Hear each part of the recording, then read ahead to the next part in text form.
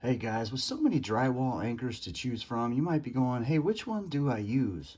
I've been installing stuff in drywall for decades, and I want to just share with you some of my thoughts on these. So a lot of this style here, this is what you get with a lot of your kits. Not these, not these. These are kind of the ones you get with your kits, with a lot of your DIY assemblies, shelves, you name it, anything that attaches to the wall. This is the kind of stuff that you get, and what this requires is for you to drill a hole. And if you can drill your hole just under the diameter of this and kind of pound this into place, they work okay.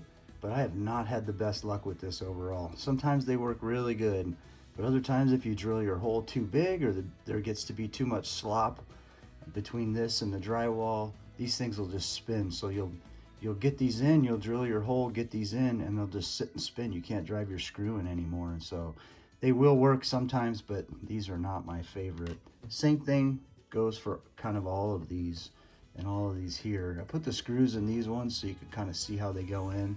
But my favorite is this style here.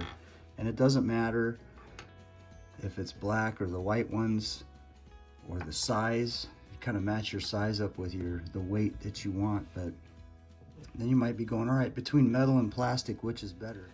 Well, the metal ones, you always run a risk of maybe hitting some wires or some pipe behind the drywall. And then, obviously metal's an electrical conductor. So that might be something to think about if you're using these. Other than that, they hold up really well. These ones are my absolute favorite. And they're a little spendy, and they don't give these with many of the kits now. I wish they would, because these actually work the absolute best, and they're the easiest to put in. You just mark your hole, put it in your hole, and thread it in with your cordless. These are great. And they make all different sizes of these. Once you get these in, then you just put your screw in. So we'll go ahead and use a couple of these. The ones that came with the kit that I'm about to put together are right here, this style.